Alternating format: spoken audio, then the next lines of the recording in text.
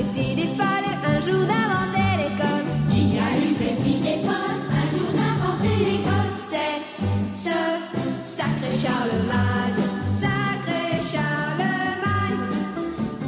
de nous laisser dans la vie que les dimanches, les jeudis. De nous laisser dans la vie que les dimanches.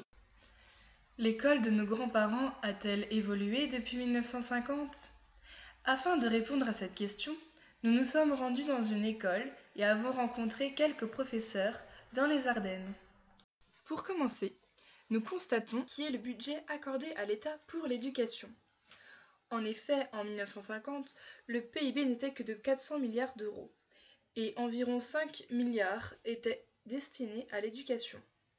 Puis, le PIB a considérablement augmenté depuis 1950 pour atteindre 1790 milliards d'euros en 1999. Cependant, le budget de l'éducation a peu augmenté par rapport au PIB, puisqu'il est de 25 milliards en 1999.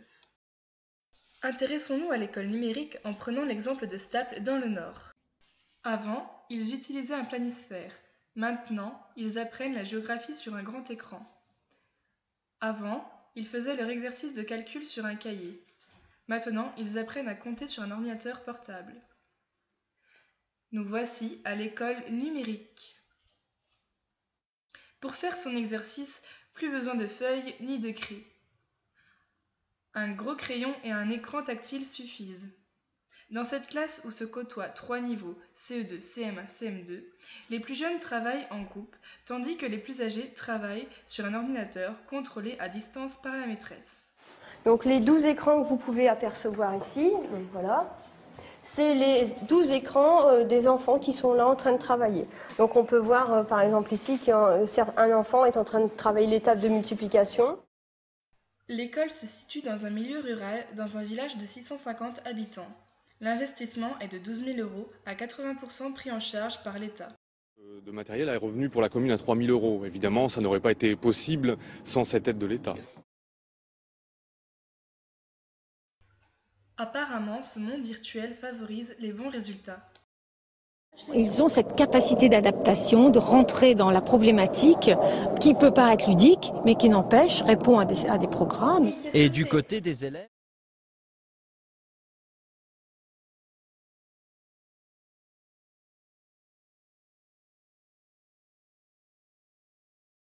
On compte 5000 écoles concernées en France. Il existe aujourd'hui un grand fossé entre l'école numérique et l'école d'autrefois. Écrire à l'encre violette, avec le porte-plume et l'encrier, sur le papier et avec le buvard. Techniques qui se sont perdues depuis l'arrivée et l'introduction du crayon à billes et encore plus depuis l'usage de l'ordinateur. Voyons maintenant comment l'école a évolué dans la manière d'enseigner. A priori, c'est plus de faire de manière ludique pour intéresser les élèves. Donc moi j'ai des petits trucs. J'apporte ce que j'appelle la valise des surprises. Donc c'est une vieille valise qui en a vu des vertes et des pas mûres. Et à l'intérieur, il y a un objet caché. Et les élèves doivent poser des questions. Et puis on répond par oui ou par non, on donne des éléments. Et donc c'est pour les entraîner à l'écoute, les entraîner aussi à formuler les questions et les entraîner à avoir un langage plus riche. Bien sûr, il existe aussi des manières plus classiques de rendre l'école ludique. On va en salle info, ils sont à un poste d'ordinateur tout seul ou par deux. En score, on fait des jeux. Ça m'arrive parfois de faire des jeux en calcul mental en ronde. Après en maths, les mathématiques se prêtent aussi beaucoup aux jeux par équipe. Mais bon, ça reste limité parce que on est une école à 7 classes et qu'il faut se partager les salles et on a un emploi du temps à respecter, donc on ne peut pas occuper les salles quand on veut, mais quand on peut le faire, quand on peut rendre l'activité ludique, on le fait.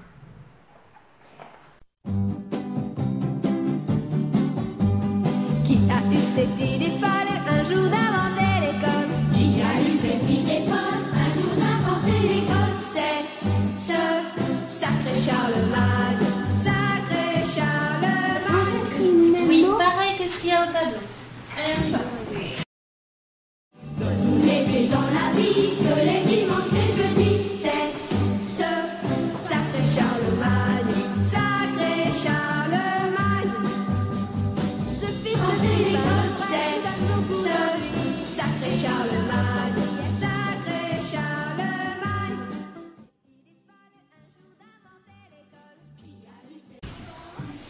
mettre un nombre en anglais. Dès que vous l'avez, vous le cochez. Et une fois que 6,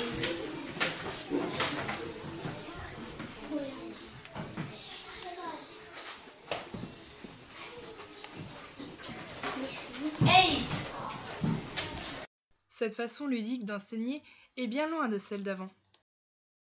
Un jour d'inventer l'école, c'est ce sacré Charlemagne, sacré. Passons maintenant à quelque chose de beaucoup moins drôle, comme les punitions à l'école d'autrefois.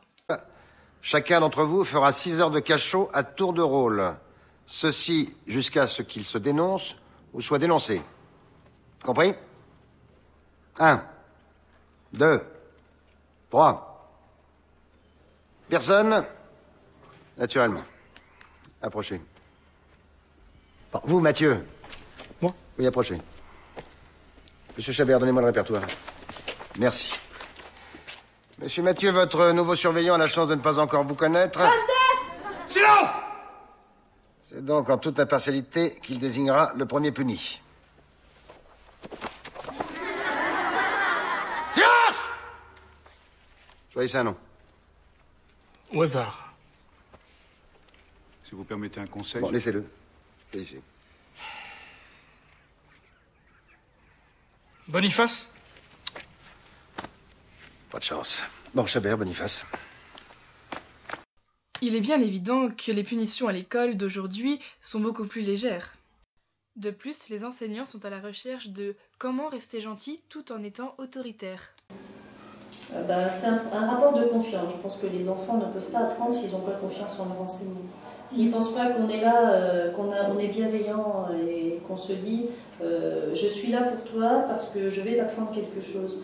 Et si les enfants n'ont pas ce regard vers l'enseignant, je crois qu'on peut rien faire. Ensuite, il va recevoir une sanction, un travail d'écriture, copie d'une définition d'un mot, voire d'un texte, ou bien dessiner s'il est plus petit. Lorsqu'un élève ne respecte pas les règles de l'école, il reçoit un carton jaune.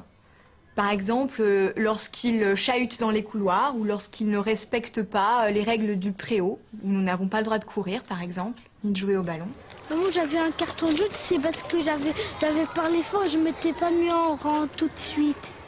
Voilà, livre et sac à dos, c'est fini pour aujourd'hui. Mais ne vous inquiétez pas, on revient vite avec un nouveau reportage.